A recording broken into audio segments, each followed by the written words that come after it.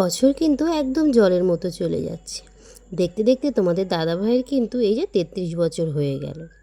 Hello everyone, তোমরা সবাই কেমন আছো? আশা করছি ভালোই আছো। পল্লবী লাইফস্টাইলে তোমাদের স্বাগত জানাই।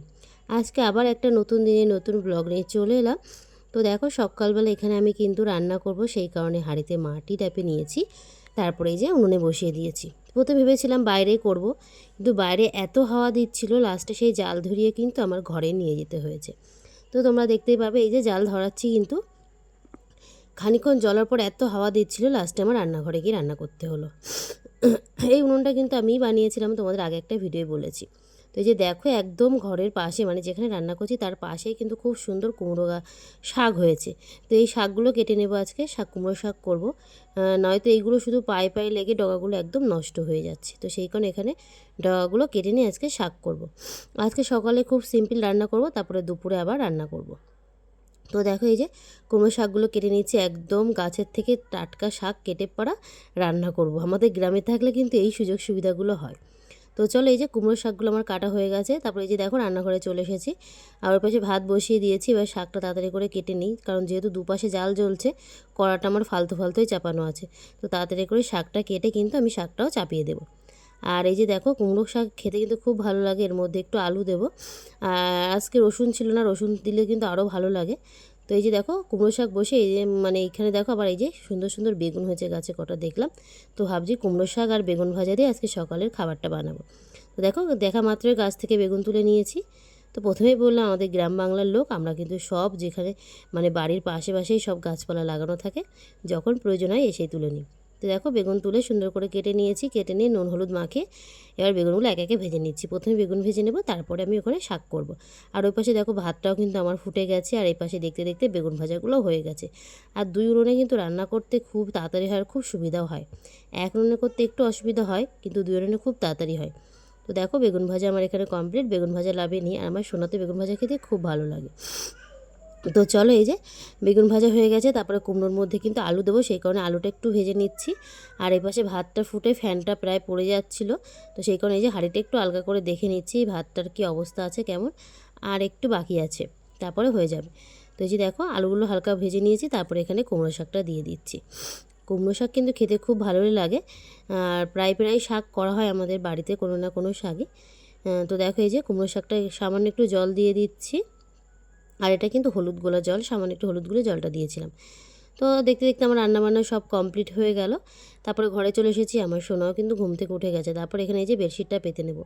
ভিডিওর প্রথমেই বলছিলাম যে তোমাদের দাদাভাইয়ের আজকে 34 বছর, মানে 33 বছর পূর্ণ হয়ে গেল। তো সেই কারণে এখানে এই যে আজকে একটু বার্থডে ছোটোখাটো একটা আয়োজন করা হয়েছে সন্ধেবেলা। তো সেই কারণে একটু ঘরটা একটু হালকা পাতলা গুছিয়ে নিচ্ছি, বিছানা চাদরটা পাল্টে নেব। আর এই বিছানা চাদরটা কিন্তু আমার খুব পছন্দের, এটা এই 2 বছর হয়ে গেল বিছানা চাদরটা। মাঝে মধ্যেই পাতা হয়, খুব যে পাতা হয় তা না, কারণ এটা একটু হালকা তেলা টাইপসের, সুতির না, তো সেই কারণে খুব একটা পাতা হয় না। সুতির বিছানার চাদরই বেশি পাতি আমি। আর তেলা এইগুলো মাঝে মধ্যে পাতা হয়, কোনো অনুষ্ঠান হলে তখনই পাতা হয়, কারণ এগুলো দেখতে খুব ভালো লাগে। কিন্তু এরপরে বেশিক্ষণ মানে শুয়ে থাকা যায় না আর কি, রেগুলার ইউজ করা হয় না। তো দেখো, এই যে বিছানার চাদরটা সুন্দর করে পেতে নিয়েছি চারি সাইডে। তারপরে এই যে বালিশের কভারগুলো পরিয়ে নিচ্ছি। আর এই বালিশের কভারগুলো কিন্তু খুব বড়, আমার বালিশ তো বড়, আর এই কভারগুলো আরও বড়। তো একটু অসুবিধা হয়, সে হালকা একটু ভাঁজ করে নিলেই ঠিক হয়ে যায়। তো চলো, তোমাদের সাথে গল্প করতে করতে কিন্তু আমাদের এই যে বালিশের কভারগুলো সব পরানো হচ্ছে। আর তোমাদের দাদাভাই কিন্তু বাড়ি নেই, বাড়ি আসবে বিকেলবেলা, ও যেহেতু কাজ করে কলকাতায়। তো কাজ শেষ করে, মানে ডিউটি শেষ করে সন্ধ্যেবেলা বাড়ি আসবে। আর সন্ধ্যেবেলায় যেহেতু জন্মদিনটা পালন হবে, তো তোমাদের দাদাভাইয়ের জন্য ছোট্ট একটা গিফট কিনেছিলাম আমি, মানে সামান্য একটা মানে গেঞ্জি কিনেছিলাম। তো সেটা পরে কেক কাটবে, তোমরা দেখতে পাবে ভিডিওর মধ্যে। আর এদিকে কিন্তু আমি কাজ করছি, আর আমার সোনার সাথেও বক বক করেই যাচ্ছে। আরও এত দুষ্টু বালিশের কাভারের মধ্যে ঢুকে হেঁটে বেড়াচ্ছে, মানে সেটা আর ক্যামেরা বন্দি করা হয়নি, ভেবেছিলাম করব, কিন্তু এই যে কাজের এক তো ব্যস্ত, তাড়াতাড়ি করে সব করছি। আর যেহেতু আমি বাড়ি ছিলাম না কদিন, মামা বাড়ি ছিলাম, তো সেই কারণে কিন্তু কাজটাও প্রচুর, ঘর বাড়ি পরিষ্কার করা, জামা কাপড় কাচা।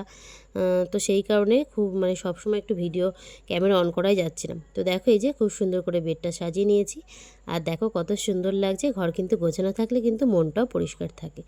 তো দেখো, সকালে রান্না করেছিলাম কুমড়ো শাক আর বেগুন ভাজা। তারপরে এই যে একজনের মাংস আনতে বলেছিলাম, তো সেই মাংস নিয়ে চলে এসেছে। দুপুরবেলা মাংস রান্না করব। তোমাদের দাদাভাই কিন্তু মাংস খেতে খুব ভালোবাসে, মুরগির মাংসটাই বেশি করে। আর এই যে আমার জন্য কিন্তু দুটো লেগ পিসও নিয়ে চলে এসেছে। তো মাংসটা ভালো করে ধুয়ে বেছে কেটে নিয়েছি। তারপরে এই যে মশলা টশলা সব করে রেডি করে আমি কিন্তু রান্না বসিয়ে দিয়েছি। এখানে কিন্তু এই যে বড় বড় আলু কেটে নিয়েছি, আলুগুলো কিন্তু সুন্দর করে লাল লাল করে ভেজে নিচ্ছি। আর মাংসের মধ্যে বড় আলু আলু খেতে কিন্তু খুব ভালো লাগে। আর আমরা কিন্তু মাংসের মধ্যে আস্ত রসুন খাই। কে কে তোমরা আস্ত রসুন খাও প্লিজ কমেন্ট করে জানিও। তো আজকে মাংসের মধ্যে আস্ত রসুন দেবো, তোমাদের দাদাভাই খেতে খুব ভালোবাসে। তো দেখো আলুগুলো ভাজা হয়ে গেছে। তারপরে এখানে যে মশলাটা কষিয়ে নিচ্ছি। তো বেশি কিছু মানে এখন দুপুরবেলা খুব বেশি কিছু আয়োজন করব না, সামান্যই কিছু আয়োজন করেছি। মানে এই যে মাংস করলাম, ভাত করলাম, আর সন্ধ্যেবেলা সবাই মানে আসবে, আমাদের বাড়ির আশেপাশে কয়েকজনের নিমন্ত্রণ করা হয়েছে, তারা সবাই আসবে। তো তখনই যা হোক কিছু করা হবে। তো দেখে যে মশলাটা সুন্দর করে কষানো হয়ে গেছে। তারপরে এখানে এই যে কেটে বেছে রাখা মাংসটা দিয়ে দিচ্ছি। আর আমরা কিন্তু মাংস সবসময় গরম জলে ধুই নিই, কারণ ঠান্ডা জলে ধুই না। তো এই যে তারপরে লঙ্কা বাটাটাও দিয়ে দিলাম, দিয়ে এবার খানিকক্ষণ মাংসটা কষিয়ে নিয়ে তারপরে এই যে রসুনটা দিয়ে দিচ্ছি। আর আজকে রসুনটা কিন্তু কষানোর সময় দিয়েছিলাম, কিন্তু রসুনটা খুব একটা ভালো গলেনি, রসুনটা হয়তো ভালো না, সেই কারণে খুব একটা গলেনি। তারপরে যে আলু দিয়ে পরিমাণ মতন গরম জল দিয়ে দিয়েছি। এবার মাংসটা ফুটতে থাকুক, আর আমি দিয়ে কিন্তু অন্যান্য আরও কাজগুলো করে আসি। তো সব কাজ করে রান্নাবান্না শেষ, স্নান করে এই যে দেখো ভগবানকে পুজো দিয়ে দিয়েছি। আর আজকে গাছে এত ফুল ফুটেছিল, সব ফুল দিয়ে কিন্তু সিংহাসনটা সুন্দর করে সাজিয়ে নিয়েছি, ভগবানকে খুব সুন্দর করে সাজিয়েছি। তো কেমন লাগছে প্লিজ কমেন্ট করে জানিও। তো পুজো দেওয়ার পরে সোনাকে খাইয়ে নিয়েছিলাম, তারপরে এই যে আমি নিজেও খেতে বসে পড়েছি নিজের খাবার নিয়ে। তো চলো, আর এই যে দেখো রাত্রে রান্নাবান্না হবে কিন্তু ঘুগনি হবে আর লুচি হবে। তো এখানে ঘুগনি সিদ্ধ বসিয়ে দিয়েছে, আর এর পাশে কিন্তু আলু ভাজছে। আর ঘুগনি কিন্তু তোমাদের দাদাভাই করেছিল, হেভি খেতে কিন্তু খুব টেস্টি হয়েছিল। তো দেখতে পাচ্ছ এই যে ভিডিওই করে নিলাম, তোমার দাদাভাই রান্না করছে। তারপরে এই যে কেকটা নিয়ে এসছে, মানে যাদের নিমন্ত্রণ করা হয়েছিল তারা সবাই মিলে কেকটা এনেছিল।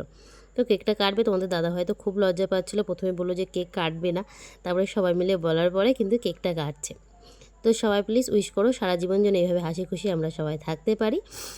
তো চলো কেকটা কেটে নিয়ে, আর আমার সোনা কিন্তু খুব খুশি, বাবার বার্থডে বলে কথা। আর আজ কিন্তু সকালবেলা উঠে কিন্তু বাবাকে উইশ করেছে, হ্যাপি বার্থডে বলেছে, ওর বাবাও খুব খুশি। তো চলো কেকটা কেটে নিই, সবাইকে খাওয়া দাওয়া দিতে হবে। তো আজকে ভিডিও এই পর্যন্ত, ভালো লাগলে অবশ্যই পাশে থেকে অবশ্যই আমার চ্যানেলটি সাবস্ক্রাইব করে দিও।